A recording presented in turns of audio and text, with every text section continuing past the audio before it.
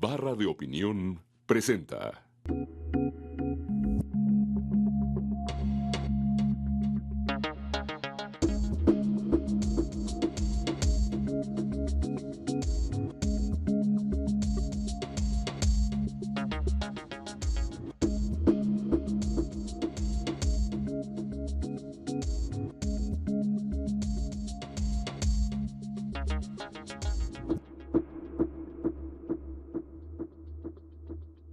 Buenas noches, bienvenidos a una emisión más de Entre Tres. El día de ayer fue el aniversario 101 del inicio de la Revolución Mexicana y hoy vamos a discutir con 4 historiadores de primera algunos temas relacionados con este aniversario, con esta revolución, con el impacto que ha tenido. Y los voy a presentar de mi izquierda a mi derecha. Empezaría con el profesor Javier García Diego. Bienvenido, Javier. Gracias, Carlos. Jesús, amigos. Santiago Portilla. ¿Qué tal? Buenas noches, muchas gracias. Carlos Bravo. ¿Qué tal? Buenas noches. Y finalmente Aurora Gómez. Bienvenidos todos. Buenas noches.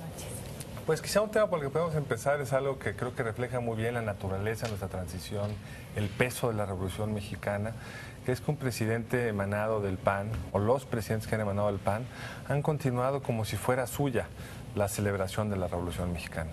Es el único de los 3 partidos que no carga el nombre revolución dentro de sus siglas, que en buena medida surgió en contraposición con algunas de las medidas más importantes en la liturgia revolucionaria de los partidos, de los gobiernos posrevolucionarios, y sin embargo no ha habido una discusión sobre si habría que replantearse este evento, sino lo toman como si fuera propio, lo celebran un poco distinto, pero no tanto. ¿Cuál es el sentido de esta revolución? ¿Por qué sigue siendo como un mito de tal peso, tal poder, tal fuerza? ¿Cómo se puede ver hoy la Revolución Mexicana? No sé, ¿alguien quiere arrancar?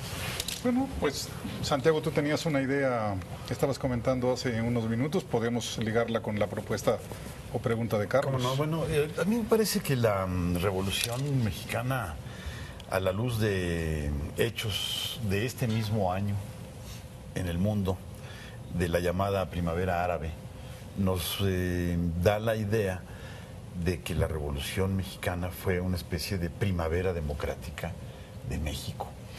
Es un pueblo que está sufriendo el peso de una dictadura prolongada y que lo que desea es ya libertad. Ya hay un hartazgo generalizado de la sociedad, lo que Madero, que por cierto fue un actor imprevisto en estos hechos, encarna muy bien. Madero es, digo yo, un líder que fue pertinente a la sociedad mexicana de su tiempo y que encabeza este esfuerzo nacional por recuperar sus derechos. Claro que con una diferencia muy grande respecto de los países árabes, y es que México tenía ya una constitución liberal y eso le ayudó, a pesar de que se acabó la primavera democrática, a pasar. Pero a mí me llama la atención tu pregunta, ¿por qué no habría de celebrar un gobierno panista la Revolución Mexicana? Yo creo que el PAN se asume como un partido desde su fundación, que es parte, es expresión de una de las vertientes de ese movimiento político.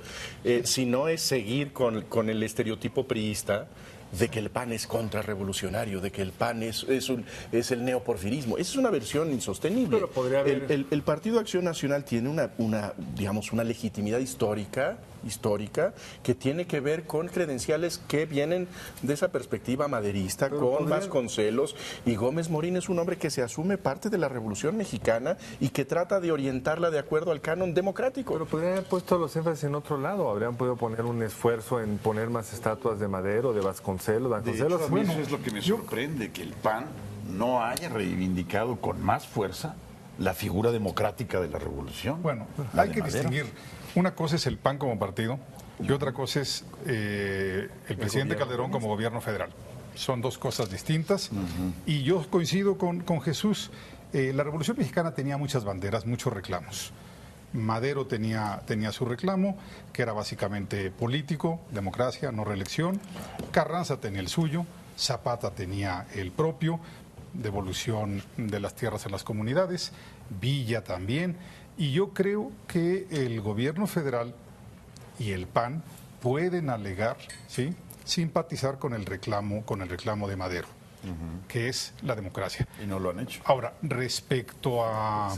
Bueno, es curioso, una de las pocas cosas en cuanto a estatuaria cívica del año pasado fue la inauguración, bueno, la puesta y la inauguración de una estatua ecuestre de Madero, ¿sí? Ahí en la calle de Madero, digamos, o antes de llegar a la calle de Madero, recordando la marcha del 9 de febrero de 1913. Pero yo quisiera volver al comentario de Santiago rápidamente.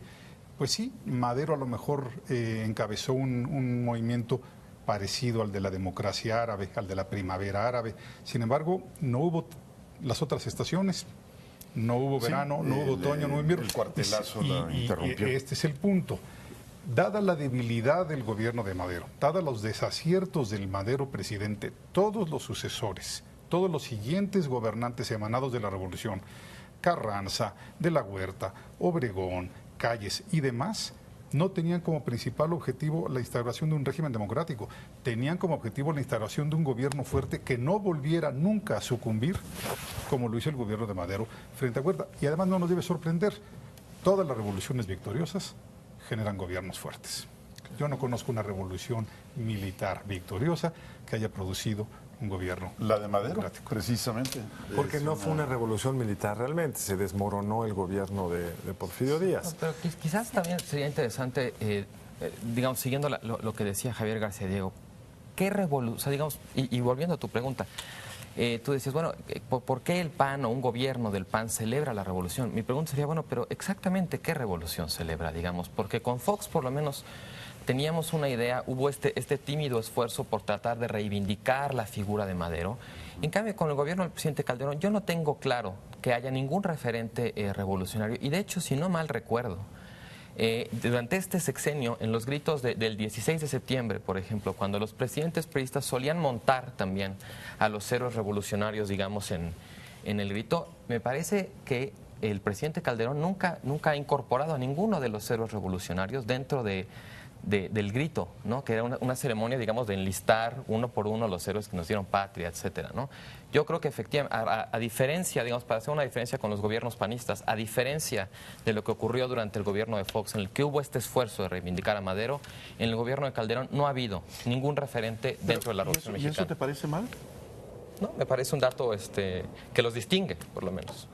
Ahora, pero yo sí pienso que el gobierno de Calderón y en el Bicentenario, en la celebración del Bicentenario y el Centenario de la Revolución, sí se exaltó especialmente a la figura de Madero. También, bueno, la estatua, no sé si es a la que te refieres, la que pusieron fuera de Bellas Artes, ¿no?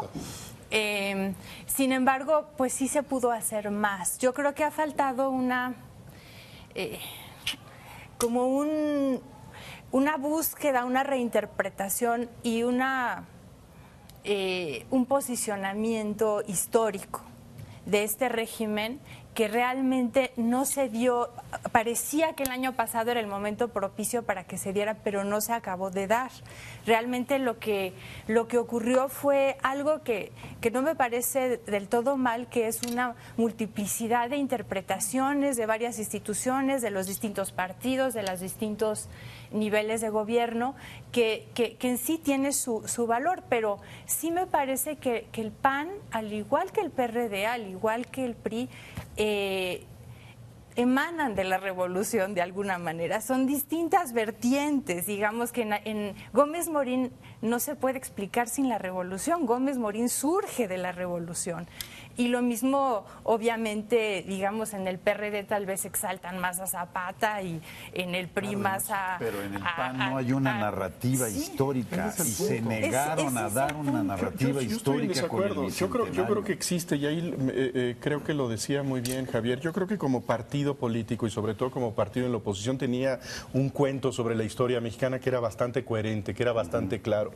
Me parece que desde el gobierno ha habido una renuncia explícita. Me parece que voluntaria, y creo que con sentido, a una historia oficial Es decir, no quiere reconstruir la historia de México el Partido Acción Nacional para oponerle a la historia oficial priista. Ahora les vamos nosotros a reescribir los libros de historia y vamos a hacer otro mural. Yo estoy de acuerdo. Y donde vamos a poner con sombras a los héroes del PRI y del PRD y vamos a poner como angelitos a los buenos. Yo creo que esa es una renuncia explícita del gobierno panista y yo creo que tiene su mérito. Sí. Tiene su mérito, pero te quedas con la historia previa.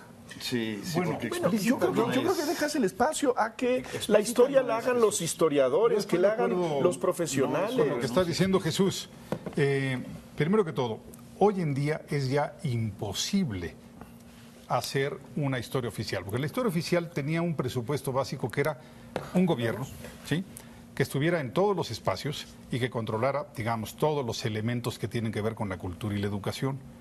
Si hoy en día, por ejemplo, ya época de alternancia, donde sabemos que va a haber alternancias a nivel federal, a nivel estatal, a nivel local, si un gobierno pretendiera redactar una nueva historia, un nuevo discurso histórico, sabe que puede tener como duración 6 años o 12 y que va a ser cambiado, permíteme Santiago, y que va a ser cambiado a nivel estatal. Bueno, lo tuvimos hace unos años, esa historia ya la vivimos. Cuando empezó a ganar el PAN algunos gobiernos municipales y estatales, le entraron al juego de cambiar la nomenclatura de las calles, de los parques, y esto se revirtió tan pronto perdieron el poder en esas localidades y en esos estados. Entonces, yo creo que esto daría lugar a una historiografía esquizofrénica, pero no es a de eso que a lo que me cambiara refiero. cada sexenio, y a mí me parece que eso fue una decisión realmente aplaudible, que no tengamos una nueva historia No oficial. necesitas una nueva historia oficial, pero sí puedes tener una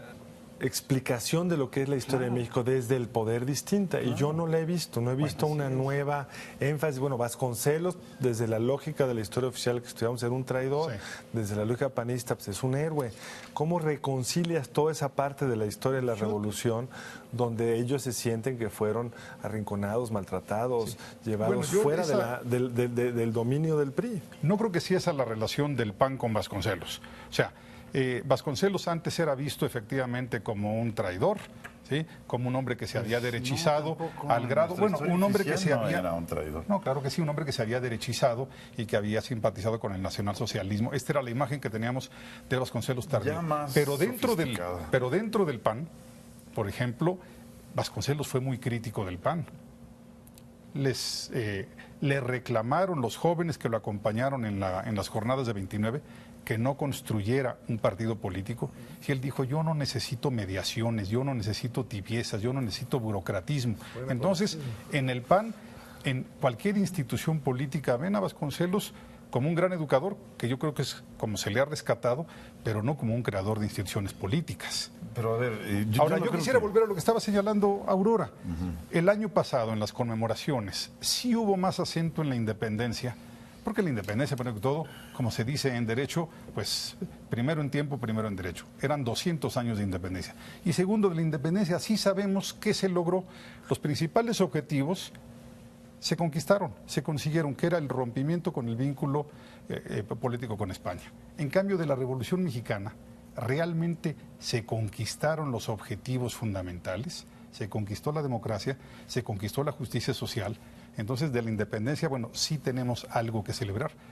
Con la revolución todavía tenemos algunas reservas. Bueno, desde luego que hay pendientes con la revolución, pero a ver, no sé, no hablaba yo de una historia oficial, de una nueva historia oficial, sería en efecto un craso error pretender eso. En cuanto a Vasconcelos, yo aprendí en los libros de texto que Vasconcelos había sido el fundador de la CEP, un gran educador. Yo no creo que el PRI lo viera como un traidor. Pero bueno, Solo qué la parte bueno. de educador se ha mantenido. Qué bueno que ya nos estamos liberando, digamos, de la historia oficial. Lo que yo creo es, como dice Jesús, que el poder, desde el poder, como dices tú, perdón, es que desde el poder debe haber una narrativa histórica. ¿De dónde vengo? Y a mí me parece que la falta, claro, y que la falta de esto, en el caso del gobierno del PAN, es porque hay algo de vergonzante, porque su herencia es la de los conservadores. Entonces, decir el nombre de los conservadores quizás no es tan claro. Quizás su herencia también es la de la 25 legislatura, porfirista. Vaya, como que hay... ¿Qué conservadurismo crees tú que reivindica? El conservadurismo de Maximiliano, al de los conservadores. Pero tú ves al PAN como un heredero de Maximiliano. Ellos se sienten como herederos de los conservadores, no de Maximiliano, pero sí de los conservadores, claro. Y no se atreven a decir su nombre. Yo creo que este es parte del problema de una ausencia de narrativa histórica. Cuando es concederles incluso demasiado, una búsqueda que creo que ni siquiera tienen de buscar pedigrí por ahí, ¿no? El desfile del 15 de septiembre, cuando tú ves, no había orden de ningún tipo, ni regional, ni cronológico, no había una narrativa histórica de ningún tipo. Yo pensaría que hay una especie como de malestar panista en la historia. Y que eso tiene que ver probablemente con lo que el historiador americano Eric Foner dice: si no hay todo proyecto de futuro implica un proyecto de pasado. El pasado es como una plataforma en la cual tú buscas referencias para proyectarte. Y yo creo que en el PAN, más allá de si es necesario o no es necesaria una historia oficial, no hay esa especie como de conexión con el pasado.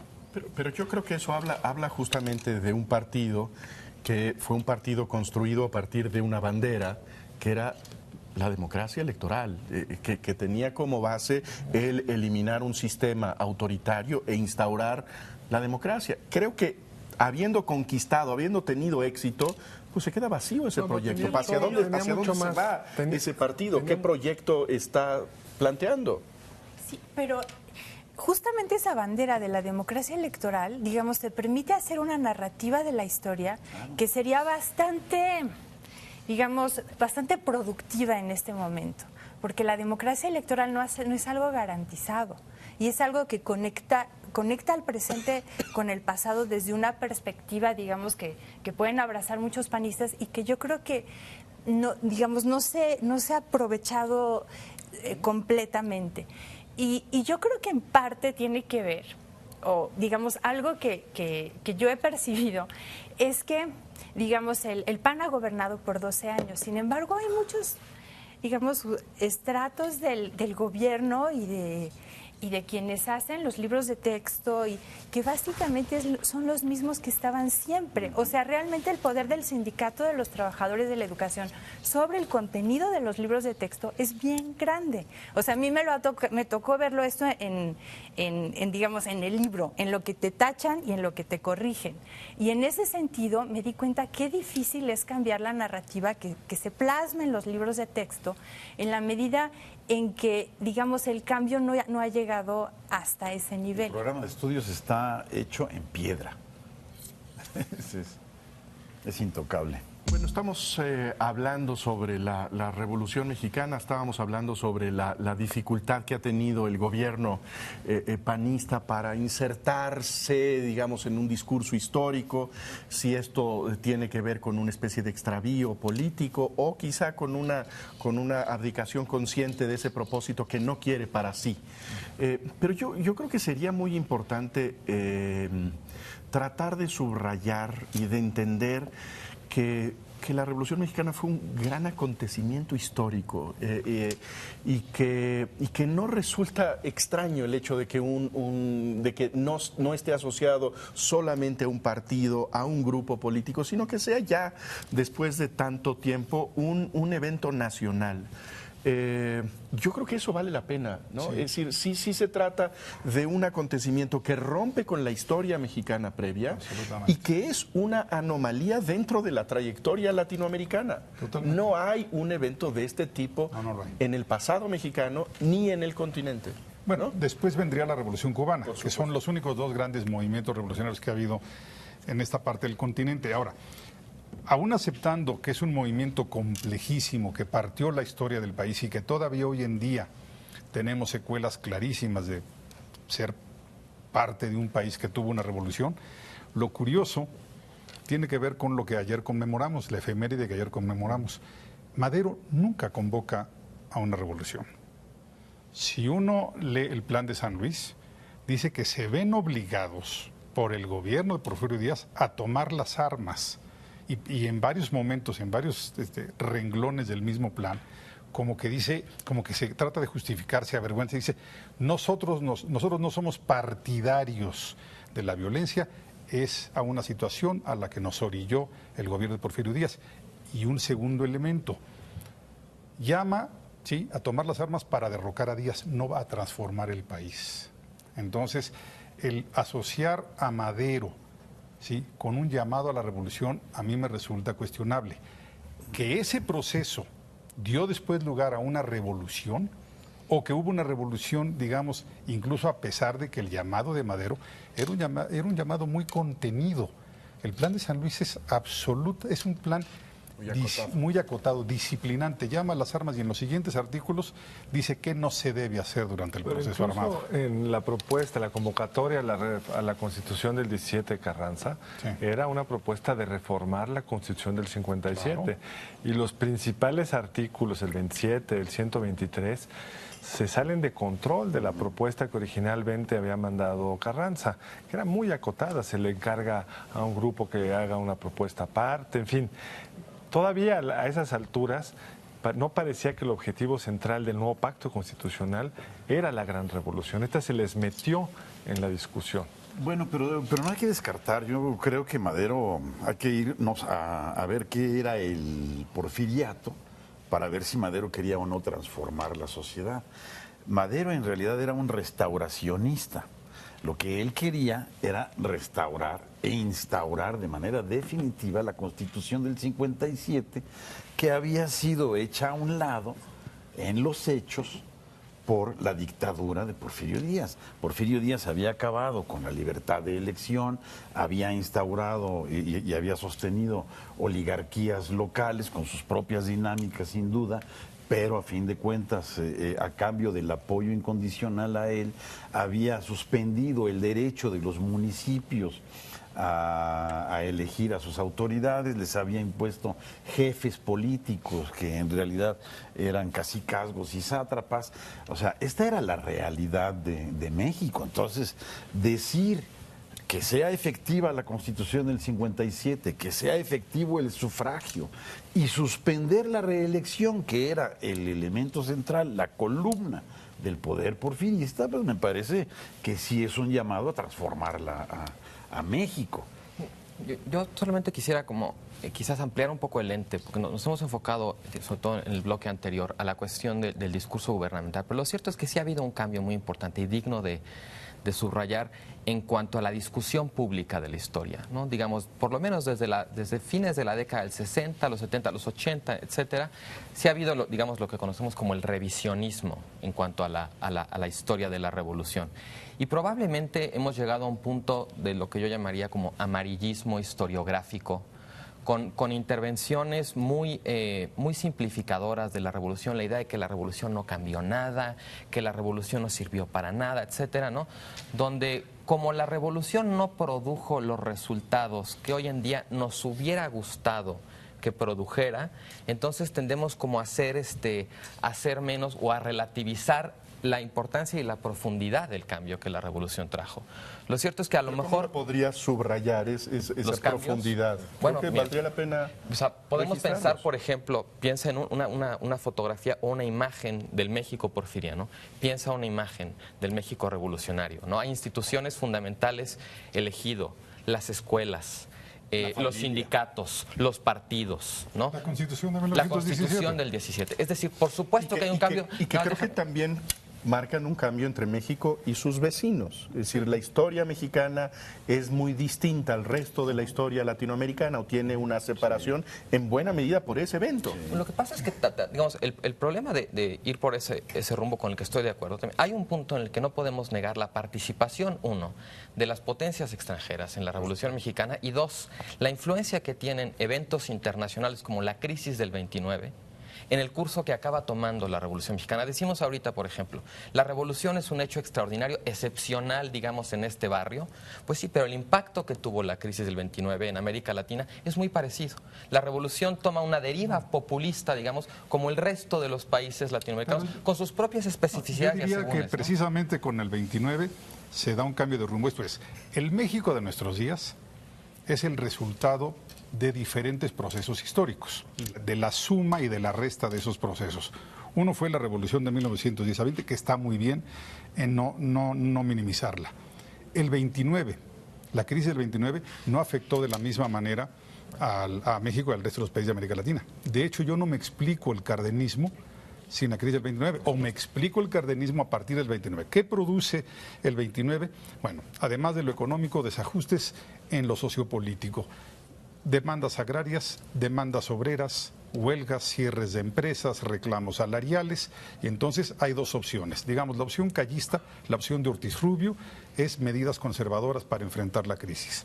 Llega Cárdenas, desde Abelardo Rodríguez incluso, y dice, no, lo que tenemos que hacer es una respuesta avanzada, concesiones sociales a cambio de que estos sectores populares, obreros y campesinos, ¿sí?, apoyen al Estado mexicano. Ahora, yo nada más quisiera señalar algo que dijo Carlos, me parece muy importante. Hoy algunos extrañan que no haya habido un discurso histórico por parte del gobierno central, no solamente este año, sino en los años anteriores. Yo diría, bueno, antes extrañábamos, de verdad nos parecía incluso lastimoso que lo hubiera, que se nos impusiera un discurso histórico. Recordemos los ridículos de Izcatiopan. Entonces, afortunadamente hoy no hay ese intento de discurso desde el poder, y lo que sí ha habido es esta discusión pública de la historia. Se ha democratizado el discurso, ¿sí?, la polémica por el discurso historiográfico. Antes estaba reservada para los políticos y para los intelectuales cercanos al poder. Hoy en día, en prácticamente todos los foros, se discute la historia de una manera mucho más democrática. Esa es para mí la verdadera secuela de los gobiernos más democráticos que hemos tenido en los últimos años. Sí, y sin embargo yo creo que en general, digamos, los políticos, vamos desde Churchill, quien uno piense en los buenos discursos que mueven a la gente a actuar, siempre hay una vista hacia el pasado y un de allá venimos y hacia allá vamos. Y yo creo que eso es algo que, digamos, en este momento en México nos hace falta porque no sabemos muy bien hacia dónde vamos. De acuerdo, Aurora, pero hay un problema. Mencionaste a Churchill. No hay muchos políticos en el mundo entero como Churchill, con esa información histórica, esa formación política, esa experiencia vital, esa calidad literaria. Premio Nobel de Literatura, no de paz, de literatura. Y en cambio, ¿sí?, nos hemos soplado muchísimos discursos de políticos con una información histórica realmente pueril, ¿no?, grotesca, yo diría. Entonces, yo agradezco. Pero sí existe, digamos, esta referencia de estampita, ¿no? Como de estos lugares comunes de la historia para poner, digamos, una frasecita sobre Juárez y sobre Hidalgo y de repente un adorno del cardenismo, ¿no? Pero no estamos cayendo también en el lugar común de la gran transformación de la revolución. Si hoy comparas México con Brasil, en términos de crecimiento, de exclusión social, de racismo, de alfabetismo, son muy parecidos. Incluso lo sorprendente es que en algún sentido... ¿La estructura del ejército es parecida? ¿La estructura, digamos, de la tierra es parecida? La experiencia autoritaria en uno u otro país. La estructura de la tierra no es muy distinta, pero los resultados en términos de bienestar social no son muy distintos. Si tú ves, casi cualquier indicador está un poquito mejor que México, lo ha estado los últimos 50 años un poquito mejor, pero no ves una gran, digamos, no es que la revolución transformó a México en lo que supuestamente lo transformó. Veamos alfabetismo. Digamos, mi argumento no es que haya sido, digamos, el plataforma de la prosperidad y de la igualdad. No lo que creo prosperidad. es que estas instituciones las cambió radicalmente la Revolución Mexicana. A lo mejor no consiguió los propósitos para los que estaban pensados, pero no podemos pensar la estructura de los partidos que tenemos sin la Revolución Mexicana. El ejército, la propiedad de la tierra. Esa es una. Pero lo curioso es que los resultados finales... La idea nacional, que no es poca cosa. La idea nacional de los brasileños tampoco es poca cosa, digamos. Lo que quiero nada decirles con esto es que uno supondría que un evento tan transformador como que estamos aquí narrando rápidamente hubiera tenido algunos impactos más claros en los niveles de bienestar de los ciudadanos, en los datos básicos de alfabetismo, acceso a la salud, a pesar de lo de la tierra. Yo creo que los tuvo, Carlos. Lo que pasa es que la revolución tuvo una impronta, sí, que duró ciertos años. Sí. Y yo diría que a partir de los años 70, 80, predominan sobre la historia presente, sobre el presente mexicano, otros procesos históricos que sí compartimos con Brasil, ¿sí? La globalización del mundo, las comunicaciones. Estoy de acuerdo con él. Yo creo que la revolución no podemos medir su impacto desde ese momento hasta nuestros días. Tal vez lo podemos ver en los años 40, en los años 50 a más tardar, y ya son, más, tal vez. sí, son otros fenómenos que se van acumulando y que suceden o no, y que sucede tal vez en Brasil y aquí no. Y a mí me parece que sí, digamos, en el momento en el que ocurre la revolución, sí era muy difícil penetrar, digamos, a las élites del gobierno, que es realmente, digamos, algo que mueve a Madero a actuar y a tratar de, bueno, a competir en las elecciones, y después, si no se puede, pues a tomar las armas. Y ahí hay un rompimiento que incluso el propio Madero no lleva hasta el fondo, porque él, cuando pone a sus gobernadores, pone de nuevo a gente, digamos, como abogados y profesionistas. Y es, digamos, cuando hay el mayor desgaste ya ahora sí que de las instituciones burocráticas y políticas que se da entre pues del 14, del 13 en adelante, cuando ya con Carranza ves que efectivamente entran al poder gente completamente que venía de otros lados. O sea, eso es algo que genera la revolución. Y se genera también los movimientos de masas. Exacto. La idea de que los gobernantes posteriores a Madero no quisieron ser demócratas para no ser débiles, tiene que ver también con la formación de masas, de grupos masivos y de organizaciones masivas que cambiaron la relación de fuerzas, de modo que lo democrático, la democracia ciudadana, no era ya tan importante para ellos como la organización de esas masas y la concesión de ciertos beneficios a esas masas. Yo creo que varios de los objetivos de la revolución sí se cumplieron, pero el cumplimiento de varios de ellos, paradójicamente, a la vuelta del tiempo y por deformaciones políticas, sí, acabaron a veces convertidas en su contrario. La reforma agraria es un ejemplo muy claro. La reforma agraria transforma por completo el esquema de propiedad agraria en México, de unas cuantas, de estar en unas cuantas manos, a pasar a 3 millones de campesinos que en algunos lugares consiguieron efectivamente mucha prosperidad, pero que la propia política del gobierno, politizando y clientelizando, digamos, a las masas campesinas, le dan la vuelta y lleva a la reforma agraria a su fracaso. Otra cosa igual pasa con parecida con el movimiento obrero. Las nuevas conquistas obreras, los nuevos derechos laborales también se van implantando, se crean incluso instituciones tan importantes como el Seguro Social. Y a la vuelta del tiempo, ¿qué es lo que ocurre? Que nuevamente al clientelizar, al corporativizar esa política, por un lado tienes sindicatos que abusan en el sector público de su poder y de estos principios y de estos derechos, y por el otro lado tienes sindicatos blancos en la iniciativa privada, en donde quienes abusan son los empresarios. Sí, pero yo no creo que podamos juzgar a la revolución a partir de los vicios sindicales de nuestros tiempos. Bueno, no, analicemos a la revolución cumplieron por lo que la revolución quiso y pudo dar. Se creó una clase media ¿Dónde muy pones tú la amplia línea? también. Mira, yo creo... Porque esa es una sí, discusión bueno, complicada. a ver, el fin de la revolución. Para algunos, ¿no?, en términos militares, una vez derrocado Huerta. Para los juristas, una vez promulgada la Constitución. Yo, por ejemplo, más historiador sociopolítico, pienso que en 1920, porque llega una nueva clase al poder, que es la clase media revolucionaria, los Obregón, los Calles. Carranza todavía tenía muchos vínculos con el antiguo régimen, los sonorenses. Para otros, ¿sí?, con el cardenismo. Incluso para políticos de cierta corriente, la revolución era eterna, nunca habría de acabar.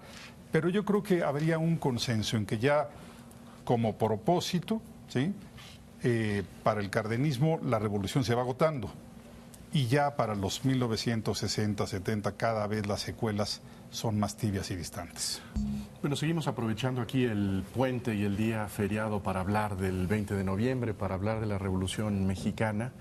Y hace unos minutos decía Javier García Diego, refiriéndose al movimiento de Madero, que se trataba de esta convocatoria para la insurrección el 20 de noviembre, como una convocatoria muy contenida. Sí. Ahora, yo creo que esa contención, a pesar de la gran violencia que desató la Revolución Mexicana, es una marca de todos los episodios revolucionarios, a pesar de las diferencias entre los distintos grupos. Aún el momento, digamos, más intenso de radicalismo, que es el cardenismo, tiene un sentido de contención política notable. Eso también lo distingue mucho del resto de las revoluciones, que parece que tienen el permiso de rehacerlo todo, de reinventar el calendario inclusive, ¿no? Y la Revolución Mexicana quizá, pues porque tenemos a un vecino con un enorme poder, tenía siempre esta percepción de hacer reformas con mucho tiento, ¿no? Pero la cubana, que también está cerca de Estados Unidos, no tuvo esos límites. Pero lo que estás diciendo para mí es una reflexión muy importante, y yo creo que hay que decirlo bien y claro. La Revolución Mexicana nunca fue una revolución radical, nunca. Madero convoca a derrocar por las armas a Porfirio Díaz y nada más dice: tan pronto se derroque, vamos a volver al régimen institucional. Carranza convoca una lucha también muy contenida, derrocar a Victoriano Huerta y luego restaurar la Constitución de 57. Y así nos podemos seguir. La Revolución Mexicana, para mí, argumento definitivo, fue encabezada por miembros de la élite en un primer momento y por miembros de las clases medias después. Ni Zapata quería una revolución radical. Madero era un miembro de la élite económica. Carranza era un ex senador porfirista y luego gobernador de Coahuila. ¿De qué estamos hablando? Obregón, Calle son miembros de una clase media que quieren, lo que principalmente buscan ellos, sí, es una vez que llegan al poder, tener el control del aparato político. Y segundo, el beneficio económico de las clases medias. El único momento, digamos, más progresista es Cárdenas, y después de eso viene Ávila Camacho y Alemán, y esto no es una revolución de ninguna manera radical. Aurora, ¿y cuál sería el saldo económico de la revolución? ¿Sí logró darle a las clases medias esto que mejor que otros países de América Latina? ¿Cómo lo evaluarías, lo que se destruyó en la revolución, lo que se construyó después? Pues yo considero que la revolución realmente fue un desastre en términos económicos. Realmente el país venía avanzando por primera vez a un ritmo, digamos, bastante rápido durante el Porfiriato, porque todo el siglo XIX crecimos de una manera pues muy lenta, y en ese, digamos, durante el Porfiriato y un poco desde antes también, pero bueno, se fue construyendo un sistema bancario, se fue construyendo un sistema financiero, se fueron construyendo ferrocarriles, se fueron construyendo muchas instituciones económicas e infraestructura, que con la revolución pues realmente se ven muy afectadas. En primer lugar, el sistema financiero y el sistema bancario realmente es algo que se viene abajo y se tiene que volver a empezar de cero a un altísimo costo para el país. La infraestructura, pues esa no es que se destruya. Digamos, algunas se afectan, los ferrocarriles se afectan, los ingenios azucareros. Pero sí se ve muy afectada su capacidad productiva y su capacidad de crecimiento. Y realmente cuando uno compara, tú comparabas a México con Brasil, es justo durante ese periodo de la Revolución Mexicana y lo que sigue, porque los 20 por lo mismo tampoco son fácil, donde Brasil realmente nos empieza a rebasar económicamente. Y bueno, yo creo que esto sí es un impacto fuerte de la revolución, que tiene un costo que, o sea, uno puede argumentar, bueno, pero hubo beneficios, hubo mucho que se ganó. Yo creo que esto que se ganó se pudo haber ganado por otras vías que no hubieran sido armadas y México hubiera tenido un desempeño mucho mejor. Bueno, la paradoja es que una de las grandes, digamos, celebraciones de los gobiernos del PRI es que fueron eficaces. Esos gobiernos autoritarios como el porfiriato, pero a lo mejor menos eficaces. ¿En qué se distinguen? ¿Cómo pudieron construir esa historia de éxito cuando venían de un proceso destructivo? ¿En qué se distinguen el autoritarismo priista y el autoritarismo porfirista? Bueno, yo creo que ahí es muy importante, digamos, hilar fino, ¿no? El hecho de que la Revolución Mexicana, que en su momento maderista tiene un impulso democrático en contra de un régimen autoritario y que termine desembocando en otro régimen autoritario, puede ser para algunos una muestra del fracaso de la revolución. Para mí me resulta muy problemático, porque la naturaleza autoritaria del porfiriato es muy distinta de la naturaleza autoritaria del régimen posrevolucionario, ¿no? Pasamos, por decirlo de algún modo, de la dictadura imperfecta de Díaz a la dictadura perfecta del PRI. Ese tipo de simplificaciones ocultan mucho de lo que comentábamos hace un momento, son cambios fundamentales. La incorporación de amplios sectores populares dentro del proceso político transforma de fondo la naturaleza de la forma como se hace política en México. La legitimidad que tiene un ciudadano para articular una demanda ante el gobierno después de la revolución es muy distinta de la que tenía durante el porfiriato. De modo que ahora tú decías esta cuestión de, bueno, pero es que a lo mejor nos hubiéramos podido ahorrar la revolución. Yo creo que en cierto sentido, algunas de estas señalamientos con respecto a lo contenido de los llamados, digamos, a las armas, a partir de los 20 uno puede explicarse la dinámica política en México en contrapunto con la revolución, con un intento de ponerle fin, de desmovilizar a una sociedad que la revolución ha movilizado a un grado que la hace muy difícil de gobernar.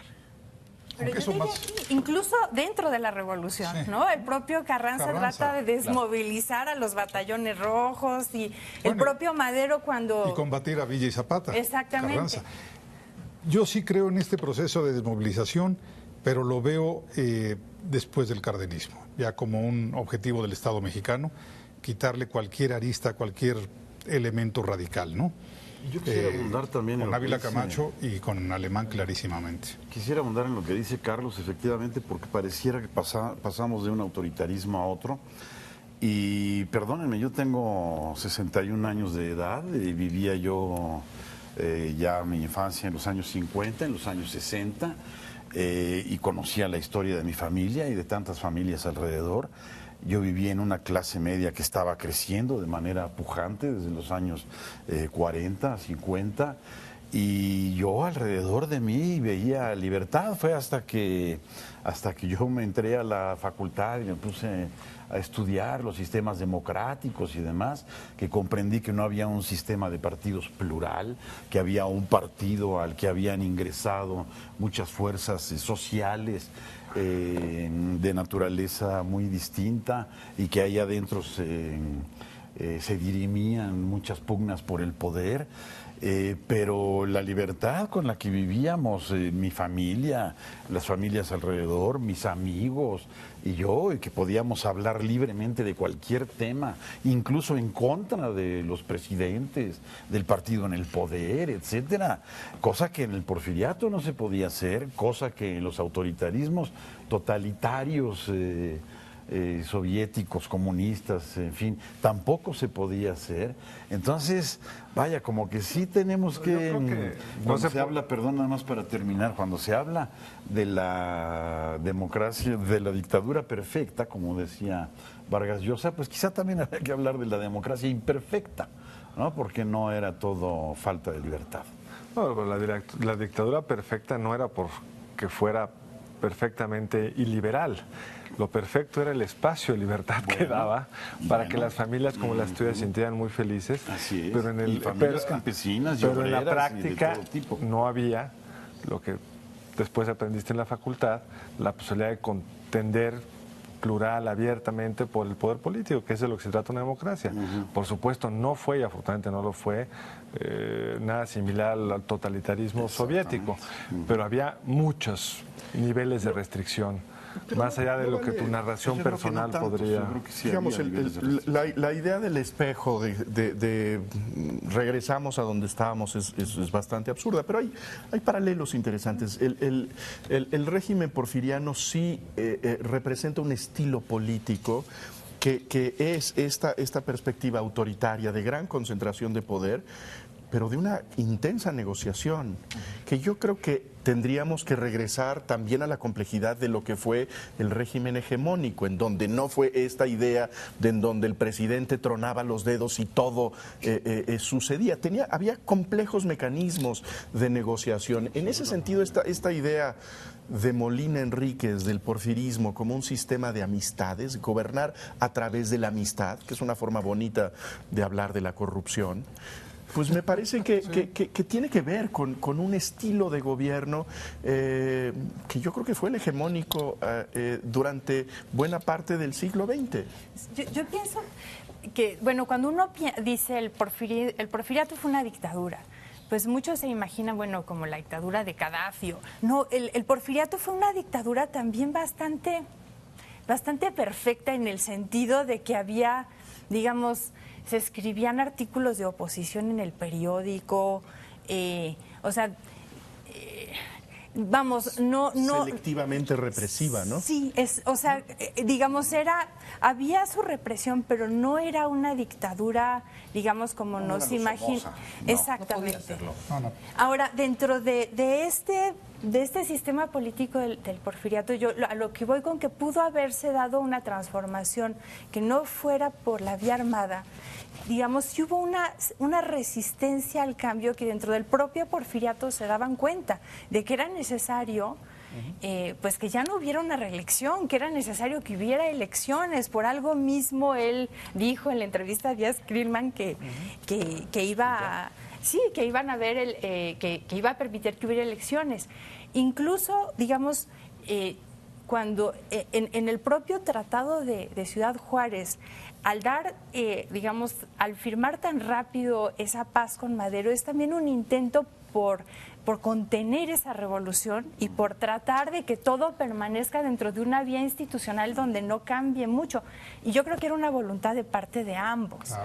Claro que eso se rompió en la medida en que las élites no se dieron cuenta que realmente su mejor alternativa era Madero, y que si buscaban tirar a Madero, lo que seguía, eso sí ya no se iba a poder contener muy fácilmente. A mí lo que me preocupa, Aurora, es la propuesta de Carlos. Creo que es muy interesante. Si hubiéramos llegado a los mismos resultados del México contemporáneo, ciertos niveles de bienestar económico o de no bienestar, ciertos niveles de democracia, con o sin revolución. Y a mí lo que me pasa, Carlos, y se lo planteo constantemente a mis alumnos, la historia se conjuga en verbo pasado. El único verbo que está fuera del lenguaje historiográfico es el hubiera. El hubiera no existe. Pero sin ese verbo no entendemos el significado de los acontecimientos. Podemos hacer un ejercicio de reflexión, pero al historiador lo que le toca es investigar y decirnos qué fue lo que pasó, cómo fue lo que pasó. Pero Javier, ¿no es esa ficción la que le imprime significado a lo que realmente pasó? Pudieron haber pasado otras cosas. Creo que Carlos quiere intervenir también. Yo no solo diría, sí, pudieron haber pasado otras cosas, pero, digamos, hay una diferencia entre entretener, digamos, la especulación contrafactual de qué hubiera pasado si, etcétera, y la otra es como la tentativa de tratar de regañar al pasado porque pasó lo que pasó. No, pero nadie está regañando al pasado. Yo creo que sí. Yo creo que en esta especie de amarillismo historiográfico que permea últimamente, sí hay una cuestión como de regañar y demoler al pasado. Totalmente. Es decir, como el desencanto que tenemos con el presente, de alguna manera como que chorrea hacia el pasado y pensamos la historia, muchas veces hasta la independencia, todo es en clave de fracaso.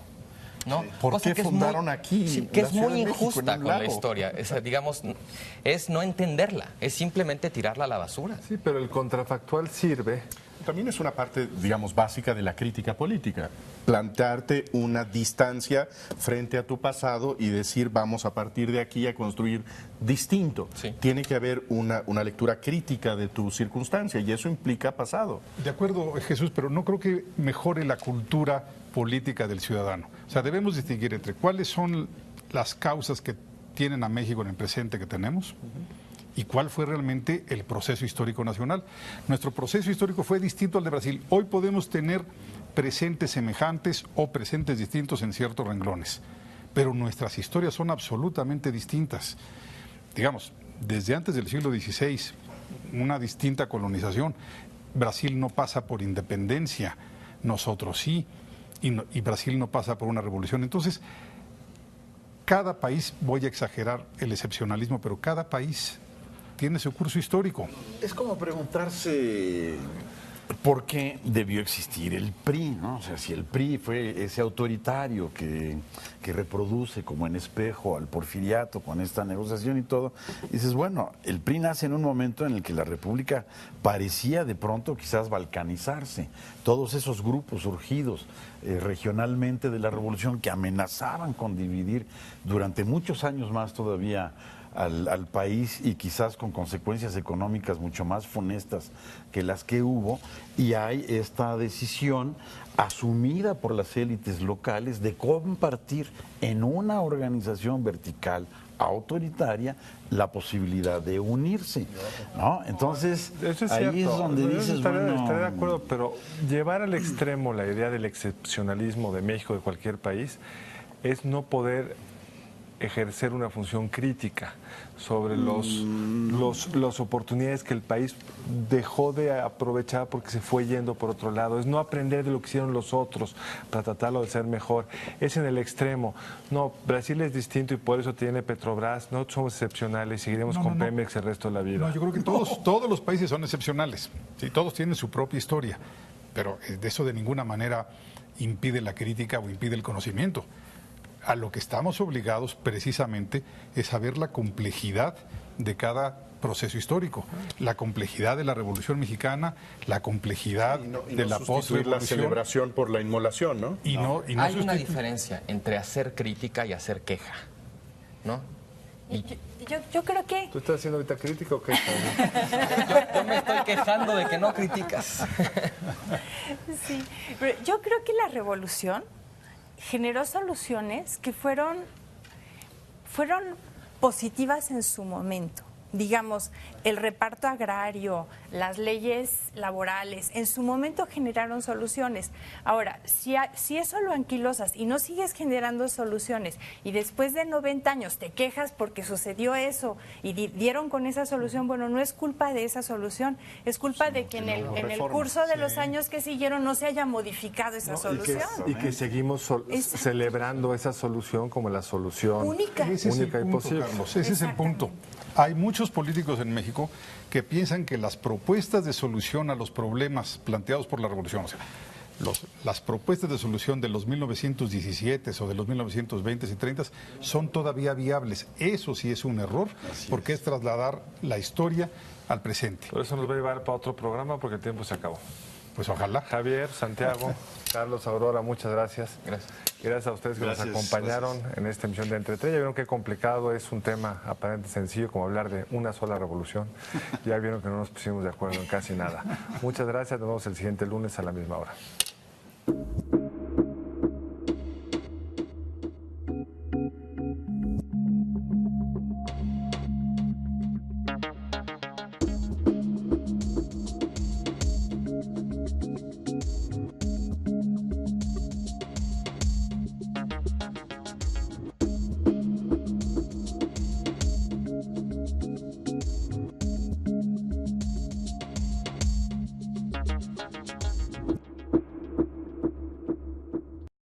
Barra de Opinión presentó. La lucha de la ciudadanía por participar en los asuntos públicos ha ocupado un espacio muy relevante en la última centuria. Por eso hoy México debe acoger la reforma política aprobada por el Congreso como un avance sin precedentes en lo que toca a posicionamiento de la ciudadanía. Aprobamos un cambio muy importante para el desarrollo del país, con participación ciudadana para que los mexicanos puedan proponer iniciativas de ley. Estoy convencida de que esta reforma contribuye significativamente a la construcción de ciudadanía, porque somos más los que queremos que los ciudadanos incidan en la agenda pública del país y somos más los que queremos que incidan de manera directa en los asuntos del interés público.